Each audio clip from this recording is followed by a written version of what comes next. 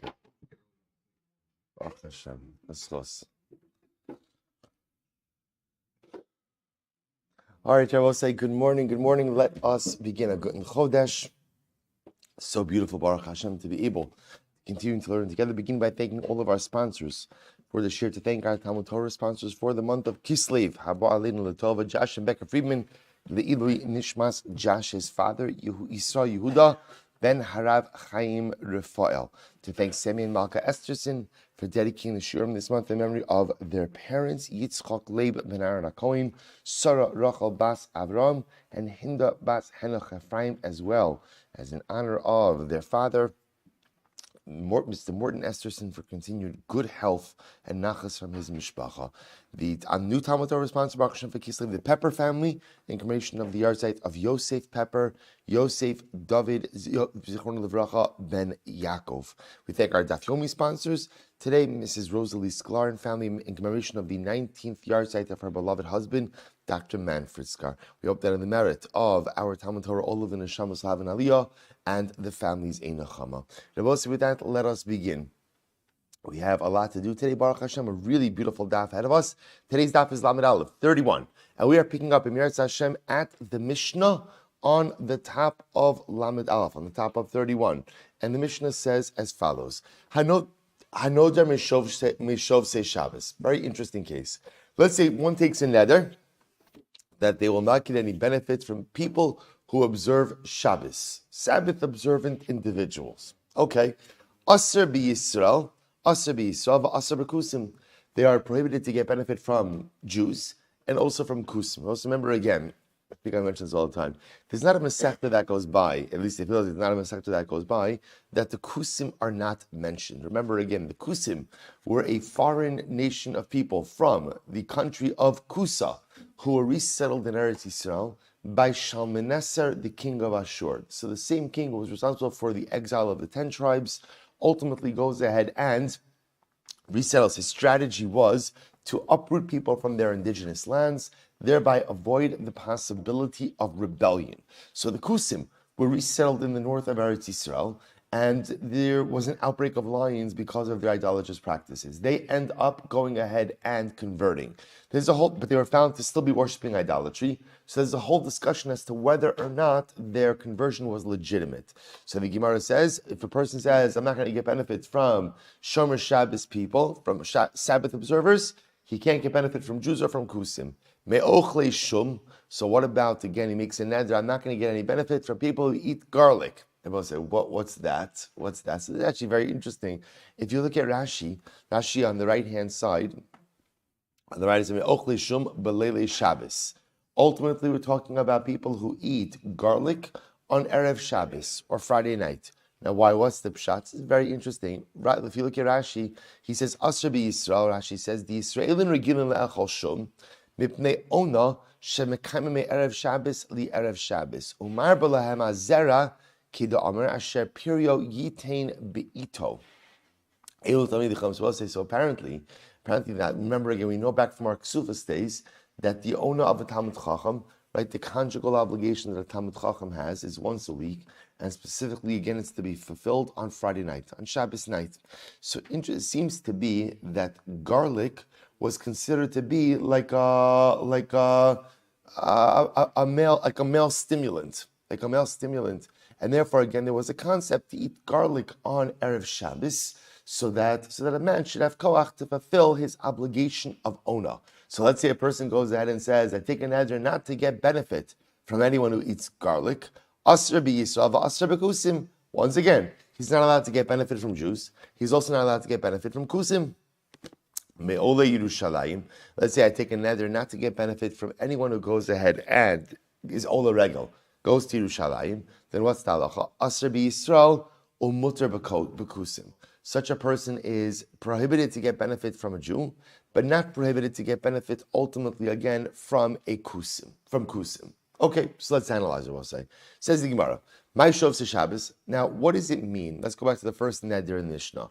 I take a neder. I'm not going to get benefit from anyone who's shomer Shabbos. What does that mean? Actually, the truth is, I should. Shov se Shabbos means those who rest on Shabbos. I won't get benefit from anyone who rests on Shabbos. So what's the pshat? So the Gemara says, Ilema mimekaime Shabbos. If it refers to anyone who observes, if I use the wrong word, anyone who observes Shabbos, then might Yiriyah B'kusim afilu ovdei kochavim nami. We'll say, let's say you have a non-Jew who observes Shabbos, right? So again, if I make a neder to not get benefit from anyone who observes Shabbos, then that neder should devolve upon who? Anyone who observes Shabbos. Whether the person is Jewish, whether the person is a Kusi, whether the person is not Jewish, halacha l'maaseh should be prohibited. Ella, so the Gemara says, Ella mimitzuvim al ha-Shabbos. No. What it's referring to, the neder really means is, I hereby prohibit myself from getting benefit from anyone who is obligated to observe Shabbos. Okay, ihachi. So okay, and I will say, in that case, then the Mishnah makes sense. Why does the Mishnah make sense? Because I can't get benefit from Jews. I also can't get benefit from who? From Kusim. Because Kusim are also obligated to keep Shabbos. Whether they do or not is a different discussion. But Lamaisa, they're obligated to keep Shabbos. Therefore, the neder devolves upon those two groups, but will not devolve upon non-Jews who are not obligated to keep Shabbos. Here's the problem. Ihachi, Amos Sefer, look at the end of the Mishnah. Me ole Yerushalayim. Let's remember again, what was the last case? I take a neder not to get benefit from anyone who's Ole Yerushalayim. So we'll say Ole Yerushalayim means those who are obligated to ascend to Yerushalayim. Now what's talacha? Asr bi Yisrael umutar b'kusim. So again, I'm not permitted to get benefit from Jews, but I am permitted to get benefit from kusim. But how does that make sense? Amai v'hamitzuvim ninu. I don't think kusim are obligated in aliyah l'regel as well. Right, the Kusi converted, which means that he's obligated in Taryag mitzvos, which means ultimately that he's obligated in the mitzvah of Aliyah L'Regel, of going up to Yerushalayim 3 times a year, 3 in Pesach, Shavuos, and Sukkot. If that's the case, that the way we're interpreting the Mishnah, let's say, so again, when I said, I take a neder not to get benefit from Shovsei Shabbos, and Shovsei Shabbos refers to those who are commanded to observe Shabbos, therefore the Mishnah paskins, I can't get benefit from Jews or from Kusim, using that same metric, using that same parameter. The last case, I take a neder not to get benefit from Ole Yerushalayim. The Mishnah says you can't get benefit from Jews, but you can get benefit from Kusim. But why? I should interpret this neder the same way, that I can't get benefit from anyone who's obligated to go up to Yerushalayim. Who's obligated to go up to Yerushalayim? Jews and Kusim alike. To which the Gemara says, Amar Abaye, Mitzvah va'oseh katani. But so listen to this. Abaye says actually what these Nedarim mean, they refer to people who are both commanded and observe. Commanded and observe. So listen to this. Betarti bavi kamaiso. In the first 2 cases, Yisrael v'kusim mitzuvim va'osim ovdei kochavim hahu da'avdi osin ve'inon mitzuvin. So I'll say, so for example, in the first case of Shabbos, and the second case of garlic, so to speak, these are cases ultimately, again, where Jews and Kusim are both obligated, as well as what? As well as they observe. They observe. Now, obviously, again, the garlic case is not exactly like the Shabbos case, but you understand what the Mishnah is saying. So, right, they're both cases where they're mitzvah, so commanded, and they observe. And those are both cases where even if a non-Jew observes Shabbos, or eats garlic on Erev Shabbos, maybe he does it, he's oseh, but he's not what? He's not mitzvah. He's not commanded. However, ba'ole Yerushalayim, Yisrael mitzuvin va'osim, kusim mitzuvin ve'in osim. In the case of ole Yerushalayim, ultimately, again, the reality was, you're right, both Jews and Kusim are commanded, but only Jews observed that halacha. Kusim apparently did not observe Aliyah L'Regel. So I will say, so therefore Abaye says like this, that whenever you make one of these Nedarim, they cover groups who are mitzvah va'oseh. They're commanded and they perform this mitzvah. So now we can go through the Mishnah. So I make a neder not to get benefit from anyone who keeps Shabbos. So I'll say, who does that cover?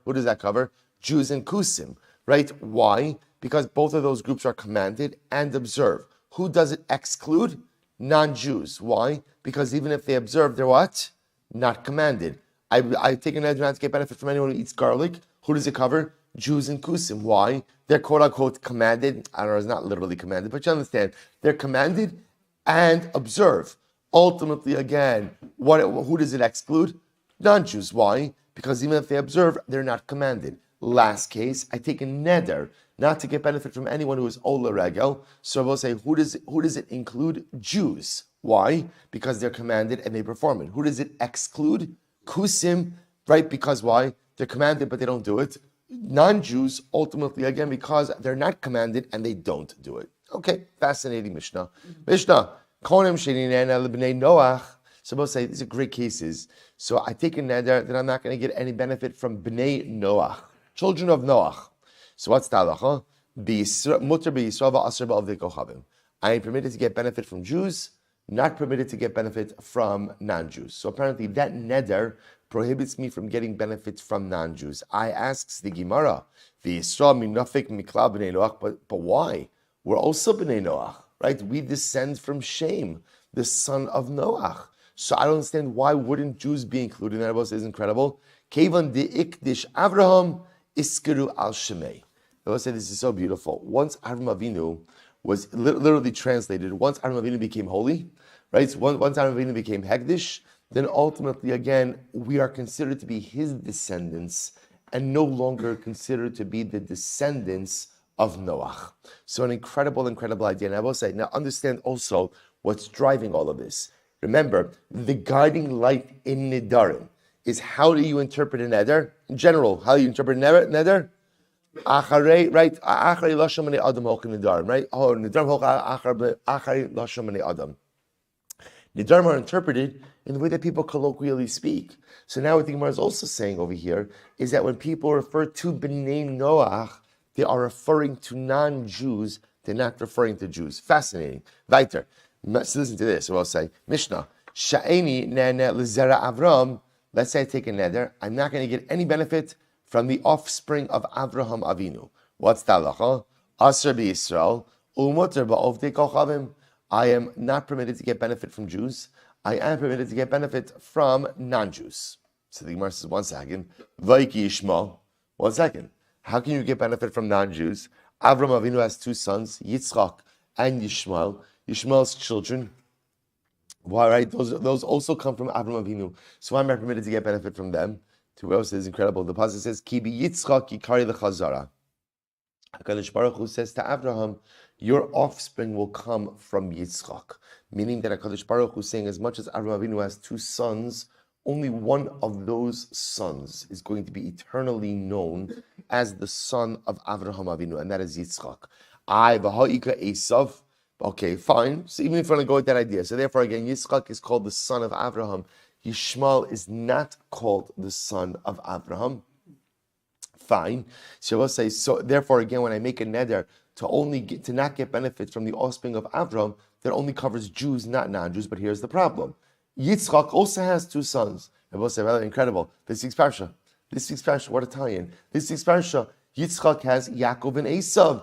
And from Esav, so I will say, from Yishmael, there's one nation, right? There's one nation, right? So ultimately, from Esav comes all of the other nations. So, well, not all of the other nations, but many of the other nations. So if I take a neder not to get benefit from the offspring of Avram Avinu, how am I permitted to get offspring at least from the non-Jewish nations that come from Esav? To which the Gemara, listen to this: Bi Yitzchak v'lo kol Yitzchak. Actually, quite fascinating. The Torah tells us that Avram Avinu that through Yitzchak will be your offspring, but Bi Yitzchak means some of Yitzchak, not all of Yitzchak. In other words, that the line of Avram Avinu continues from Yitzchak, right, from Avram to Yitzchak through Yaakov, and not through Esav. The same way that it doesn't channel through Yishmael, it doesn't channel through Esav as well. Okay, good. So therefore, both say, Allah L'maisa, a person says, I'm not going to get benefit from the offspring of Avram Avinu. They are also to get benefit from Jews, not also to get benefit from non-Jews. Incredible. So we'll say Mishnah. She'eni nana mi Yisrael. So we'll say this is actually an interesting case now. So now we're transitioning a little bit. Sorry. She'eni nana mi Yisrael. Both says, listen to this case. I make a neder that I'm not going to get benefit from a Yisrael. That's my neder. I'm not going to get benefit from Yisrael. So we'll say, now the Mishnah is kind of, see, up until now we've been focusing on who's covered by these type of Nedarim? Now we're transitioning a little bit and trying to figure out the actual impact of these Nedarim. So I make a Neder, I'm not going to get benefit from Esau. So remember again, what does that automatically mean? What does it automatically mean? Or what does it automatically impact? My ability to do business. Right, that's going to be the first, right? We're Jews, right? That's going to be the first thing. It impacts my ability to do business. So I say now, I make a neder. So let's play this out.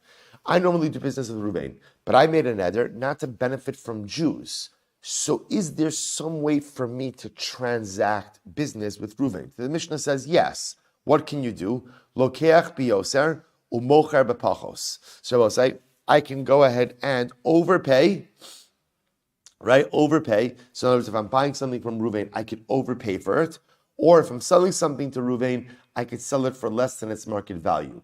Why, Rabbi say? Because if I overpay and undersell, then what? I'm not benefiting.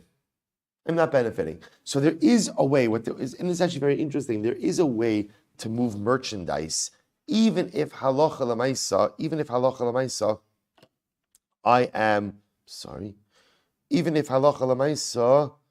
I am restricted under this neder. There still is this possibility. So the Gemara goes weiter. Right. Let's say I take a neder prohibiting any Jews from getting benefit from me. So what do I do in that case? So in that case, I say, now remember, it's reversed. So no Jew is permitted to get benefit from me. Lokeach bepachos. So I can buy from them, right, for under market value. Therefore, they're not getting benefiting from me. And I can sell to them in an overpriced way. So Rabbi says it's the same thing, just reversed. Ve'ein shomano. But by the way, Rabbi says it's actually very interesting. But the Mishnah says, by the way, good luck with that, because no one's going to want to do business with you. Right? In other words, Ein Shomelo means practically, this is not going to happen in the marketplace, because if you take a neder that no one's allowed to benefit from you, then the only way you're allowed to transact business is if you sell over market, right? Or you buy from under market and you sell for over market. Saying Shomelo just means practically it's not going to play out. The say it's so interesting, by the way, that the Mishnah chooses to go ahead and say that. David and I were speaking, yesterday after the shir, that so many of the cases in the Gemara are not practical cases, and that's okay. The Gemara's job is not to come up with practical cases. Sometimes the challenge or the goal of the Gemara is to go and actually create hyperbolic cases in order to go ahead and make a point. But okay, interesting. In Shomelo, she'eni nena lahen vehein li yana. So we'll say ultimately again. I'm sorry. She'eni nena lahen vehein li. So we'll say if I make a neder that I can't get benefit from Jews and Jews can't benefit from me, so fine. So we'll say in that case again, we've pretty much precluded all benefit. You can go ahead and still get benefit from non-Jews. Incredible. Fine. So it says in the Gemara, Amr Shmuel. So we'll say this is actually quite interesting. Halokiach kli mina uman levakro v'ne'enas. Rabbi will say, listen to this case. I go ahead and I pick up a utensil to look at it. So I'm shopping for a utensil, right? I go ahead and I pick up. So imagine I go to the potter. I lift up a jug to go ahead and look at it, and then what happens? It falls out of my hands.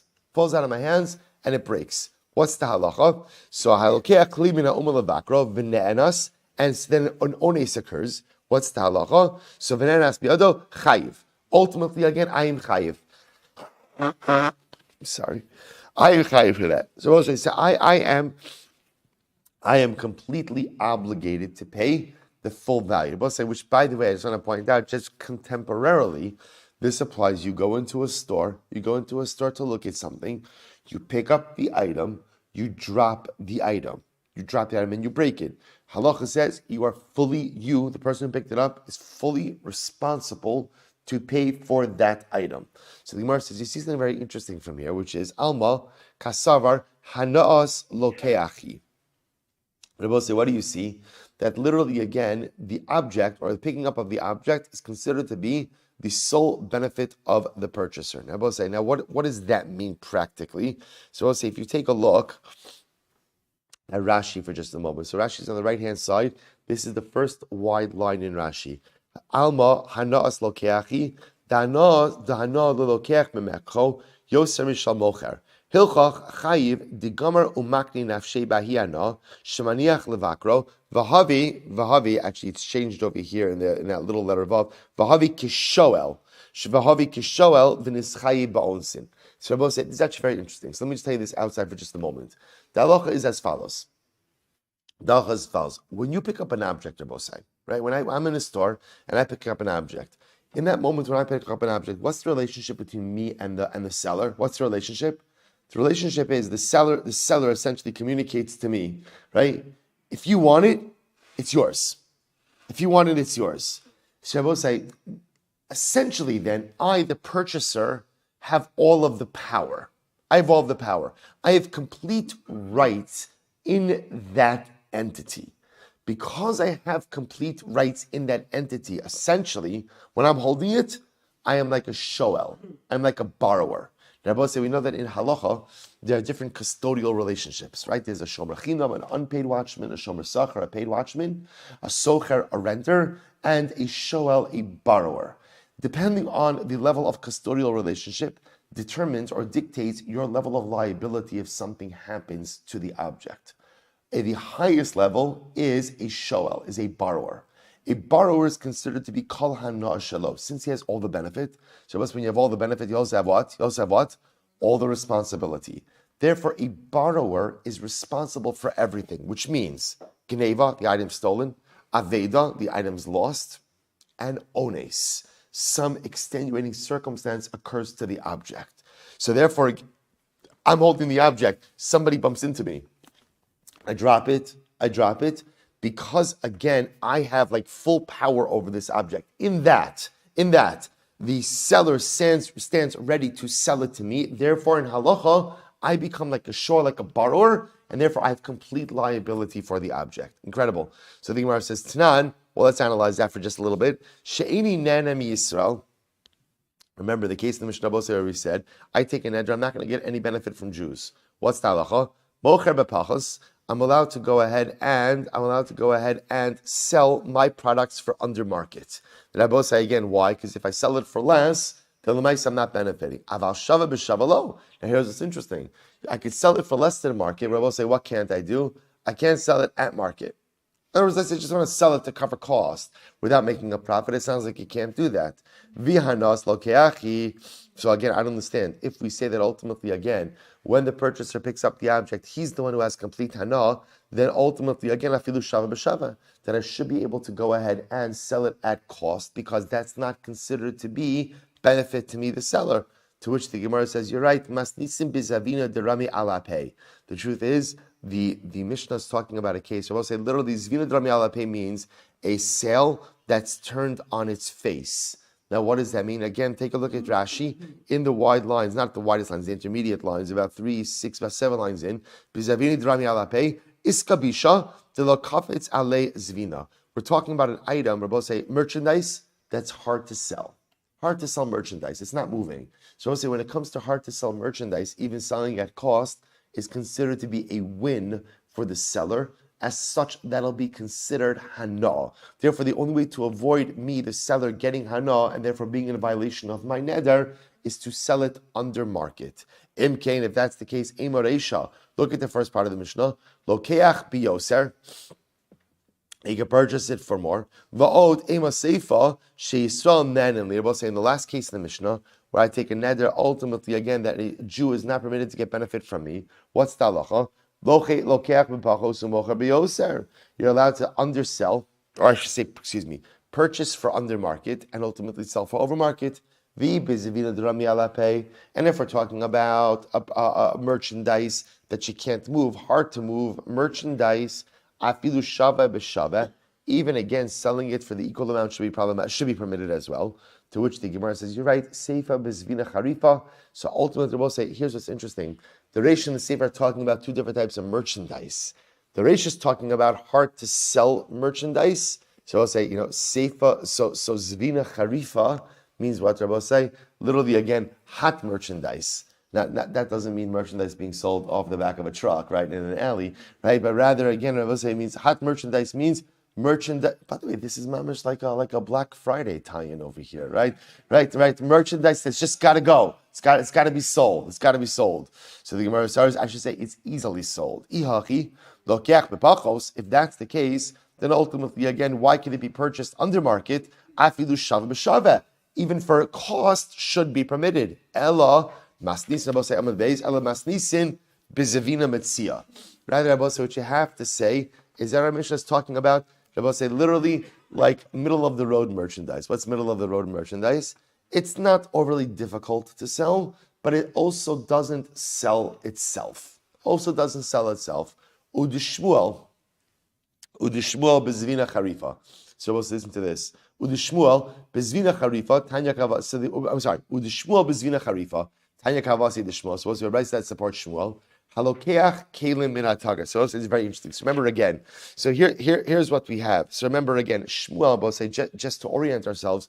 Shmuel was the one who said that ultimately, again, when a purchaser picks up an object, he is considered to be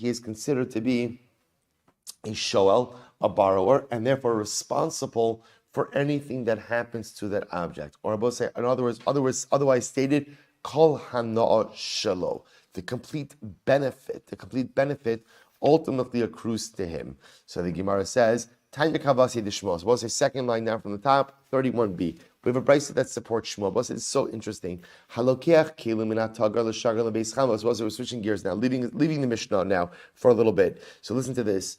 Halokeach kelim min hatagar l'shagar lebeis chamos. Well, so here's what I want to do. I'm purchasing objects, purchasing utensils purchasing items from the merchant. L'shagran lebeis chamav. They both say, for what purpose? To send it to my father-in-law's house. I want to send gifts to my in-laws. That's what I want to do. Okay. V'amrlo, and I say to the merchant, Im mekablen osam mimeni ani nosin lecha demehen. If my in-laws accept the gifts, then I'll pay you for it. Ve'im lav eini nosin lecha lefi tovas hana. Right? So shebahen. And if not, I'll pay you for tovas hana. So here's what's going on over here. Now remember again, essentially what I'm saying is like this. I don't know if my in-laws are going to accept it or not. So I'm not paying you now. If they accept it, I'll pay you. If they accept, I'll pay you, right? Whatever price we negotiate on. If they don't accept it, I'm going to return the objects. I'm going to pay you for tovas hana. So what does it mean tovas hana? So you say, when you offer to give someone a gift, even if they don't accept the gift, there's what? There's goodwill. There's goodwill that's created. Goodwill has a value. They will say, by the way, you could see this, right? Sometimes, again, on a company's balance sheet, right? You'll find goodwill.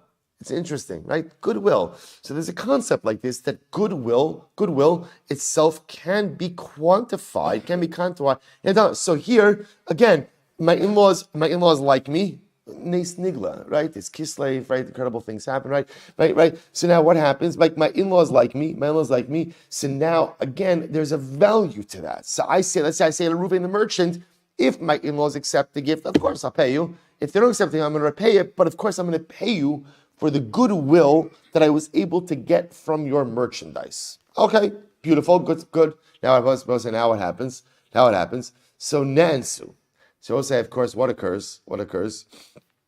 Something happens to the gifts on the way to my in-laws, right? The wagon turns over, and everything breaks. Ones, extenuating circumstance. So what's talacha? So we'll say, now, what's the shaila? Am I liable for the full amount of the merchandise? So this is interesting. It depends. Bahalicha chayiv. So we'll say, if the ones happened when the gifts were being transported to my in-laws, then what? I'm fully responsible, which makes sense because at that time, I stood ready to what? Purchase and pay the whole thing. If something happens on the way, I'm chayiv, right? Bechazora pater.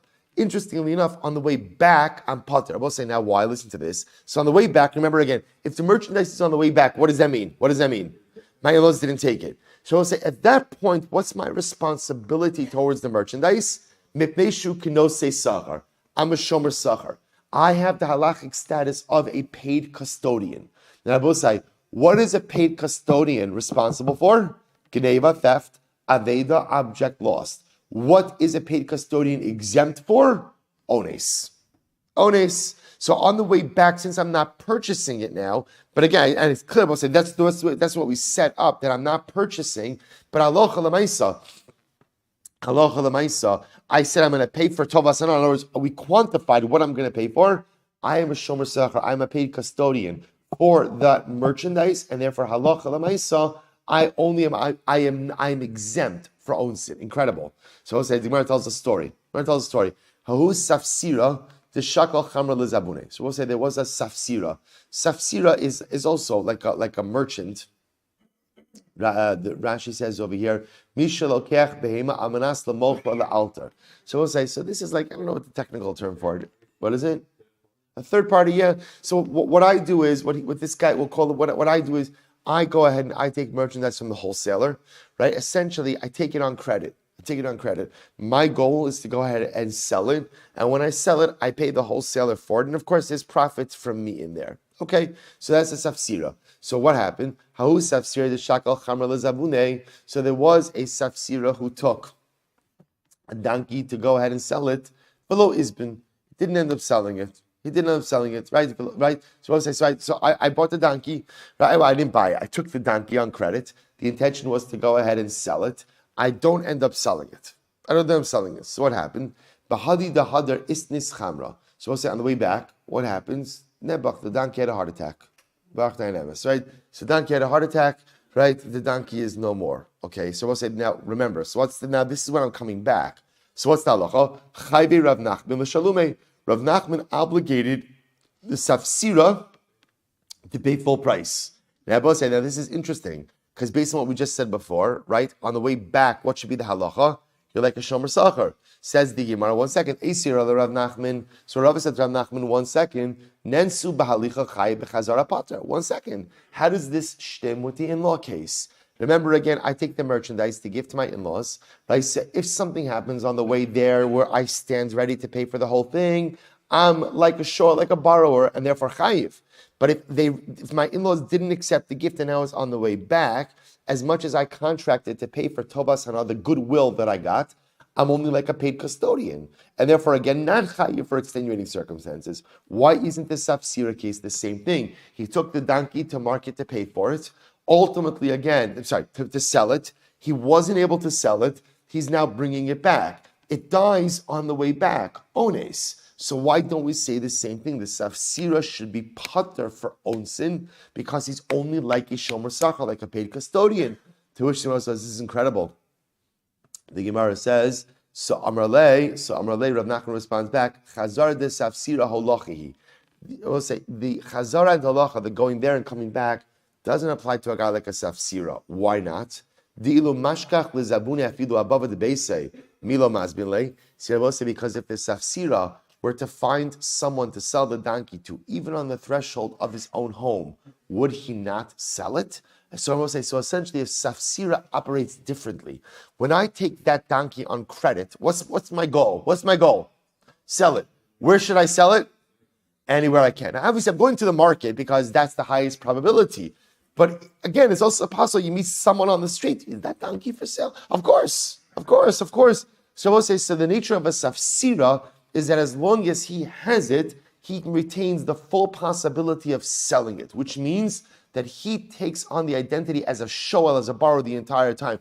Contrast that with the case of the gift. So we'll say, by the gifts, what happens? My intention is to give it to who? Right? My in-laws. If my in-laws reject it, am I giving it to anyone else? No. So therefore, once they reject it, by definition, I transform from a shoel, from a borrower, into a paid custodian, and therefore if something happens to it on the way back, if it is an ones, I am not going to be chayiv for that. Incredible. I will say new Mishnah.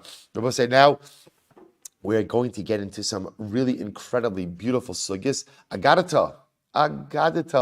We've waited a long time for Agadata. Shabbos is daf, I will say, which is going to be absolutely riveting, overwhelming, magnificent, and beautiful. It's going to be a lot of Agadata. Well, not Agadata, but drashas, beautiful Gemaras. So we'll say, let's go. Mishnah. Konam she'ani nene la'arelim. So we'll say, let's say I make a neder that I'm not going to get benefit from anyone uncircumcised. From arelim. So what's the halacha? Mutar be'ereli Yisrael. V'asr b'mole ovdei kochavim. It's very interesting. I cannot get benefit. Mutar bar Yisrael. So ultimately, again, I can get benefit from uncircumcised Jews, right? Ultimately, again, v'aser b'mole odei kochavim. But I can't get benefit from circumcised non-Jews. Now, essentially what that means is what? When you use the lashon arel, arel colloquially refers to non-Jews. It doesn't actually refer to someone who has a circumcision versus someone who doesn't have a circumcision. So, for example, when you make the neder to go ahead and not get benefit from arelim, you can get benefit from all Jews, even if someone is not circumcised. But conversely, you can't get benefit from non-Jews, even if you have a non-Jew who is circumcised. Very interesting. She'eni nene lemulim. So let's say I take a neder, I'm not going to get benefit from anyone who's circumcised. Aser be'er Yisrael. Shabbos say you cannot get benefit even from uncircumcised Jews. Umuter b'molei odei kochavim, but you can get benefit from circumcised non-Jews. Why? She'ein ha'arla kruya ela l'shem odei kochavim. Shabbos say here the Mishnah says it because the terms arelim and mulim do not refer to physical realities. Rather, what do they refer to? Groups of people. So an arel refers to non-Jews. Mulim refers to Jews. So therefore, again, you take a neder not to get benefit from arelim. You can get benefit from any Jew, even if he is uncircumcised. Conversely, you can't get benefit from any non-Jew, even if he is circumcised. You take a neder not to get benefit from mulim, circumcised people. So Lamaisa, that prohibits you from getting benefit from any Jew, whether or not he's circumcised, and permitted to get benefit from Jews, even if they're not circumcised. Okay, so the Gemara says as follows.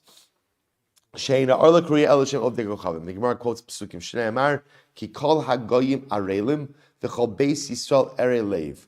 Right? Literally, again, it's supposed to say, what do you see? All of the non-Jews Kol Hagoyim Arelim. All the nations of the world are called Arelim. V'Omer V'Haya HaPlishti HaOrel Hazeh by David HaMelech and Goliath. Right? This Philistine who's in Orel. Now I will say David HaMelech, Rashi says David HaMelech had no idea whether Goliath had a bris or didn't have a bris. But again, that's the term that's used ultimately to refer to a non-Jew. V'omer, pentismechena benos plishtim, penta'alozna benos ha'arelim. Rabbi Elazar ben Azariah Omer, so I'll say, so now, this is going to lead us into the sugya of bris milah. So Rabbi Elazar ben Azariah says, Mo'usehia arla, shenes ganu barishayim. But said the arla, the foreskin is something that is repulsive, because we'll say, interestingly enough, the arla, the foreskin, is used to represent something degrading, right? So you see, arla refers to something degradation. It's banu barusham shneimar ki kol hagoyim arelim. So we'll say, what Rabbi Elazar ben Azariah is saying is the fact. See, in this context, when it says all the goyim, all the nations are arelim, that's used as a derogatory term. So that tells you that there's something derogatory itself about the arla. So Rabbi Shmuel Omer Gedola Mila, so Rabbi Shmuel switches this into the positive. He says, well, so this great is bris milah, shenichrasu ala shloshes brisos. We'll say there are 13 covenants that were made around bris milah. We'll see again what those 13 covenants were. Rabbi Yossi says, Gedola Mila, shedoches haShabbos. Bris milah is so great that it's even doche Shabbos. So we'll say we know this halacha. The Torah says, the Ran quotes, Pasuk says, "Ubayom hashmini yimal b'sar arlaso." On the 8th day you do the bris, and the Gemara dashes Bayom hashmini on the 8th day afilu b'Shabbos. Even though again milah involves malacha, because cutting the foreskin causes bleeding. Causing bleeding on Shabbos is a problem of shechita, is a problem of slaughtering, right? Anytime you cause bleeding. So yet you see milah is so important that it even sets aside the halachos of Shabbos.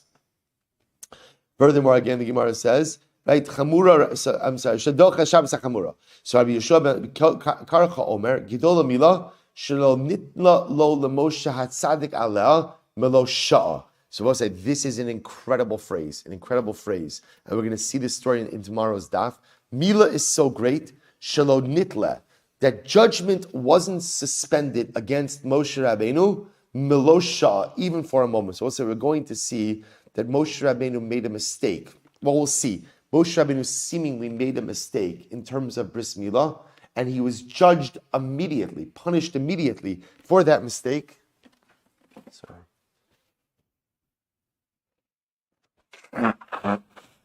Sorry. He was punished immediately for that mistake. So even the great Moshe Rabbeinu,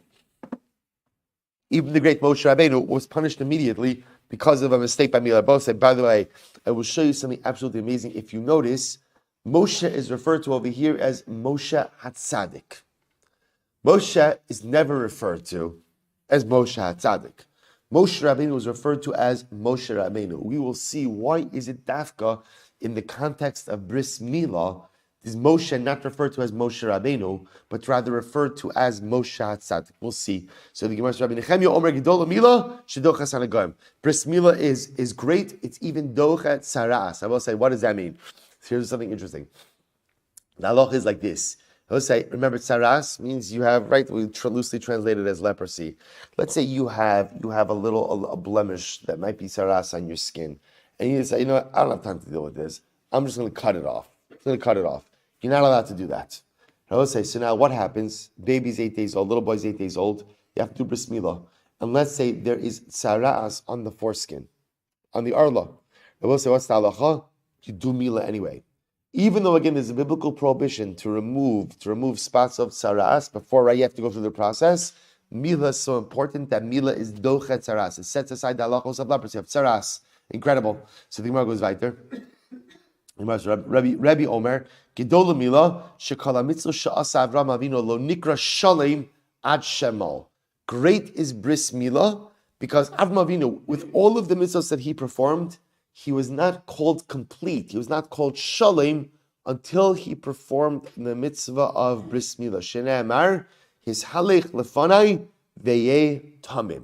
The Pasuk Hashem says to Avraham, walk before me and be complete. So you see that Avram Avinu was not considered to be complete until after the Bris Milah. Davar Acher, another possibility. Gidol Milah, Shel Malehi. Rabbi said, great is the mitzvah Bris Milah. Shel Malehi, because without this mitzvah, La Barak Kadosh Baruch Hu Esalama. Rabbi said, without the mitzvah of Milah, Hashem would have never created his world. Shene Amar, Ka Amar Hashem, Im lo brisi yomam v'layla chukos shamayim v'aretz lo samti. So what's incredible? So here you have. So I just want to point out that just the incredible transition in the Mishnah. So we go ultimately again from Nedarim about Arelim and Mulim to full in discussion ultimately about the greatness of Bris Milah. Says the Gemara. Rabbi says just do a line, then we'll stop. Tanya, Rabbi Yeshua ben Karcha Omer, Gedola Milah, shekol zechuyos she'asa Moshe Rabbeinu lo amdu lo. So we'll say, let's talk about this in just a moment, then we'll have to stop over here for today. We know the story. The truth is, it's one of the strangest stories. In the beginning of Shmos, Moshe Rabbeinu was on the way down to Mitzrayim with his family. And the Torah says, Vayhi b'derech, right? Moshe Rabbeinu is on the road. Vayif kasheu Hashem. The lashon over here is Vahi baderech b'malon. He was on the way by his lodging. Hashem met him and was ready to kill him. And I will say, what's interesting is what's missing in this pasuk. What's missing in the pasuk is why is Hashem ready to kill Moshe Rabbeinu? So I will say, so that the pasuk does not indicate that to us at all. What we do know is the story ends with Tzipora giving their son an emergency bris milah, which leads the Gemara to understand that Moshe Rabbeinu's run-in with HaKadosh Baruch Hu was about bris milah. We'll say, you know what, we'll stop over here for today. We'll pick up with this dramatic Maaseh Meretz Hashem tomorrow. Shkoyach.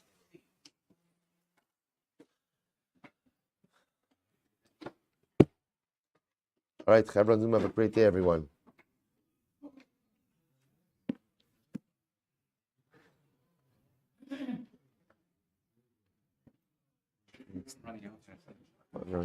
Keep his son fell down the steps. He didn't have his car with him. Oh, I had a car and then the former Hatzal. So what was everything all right? Everything was okay.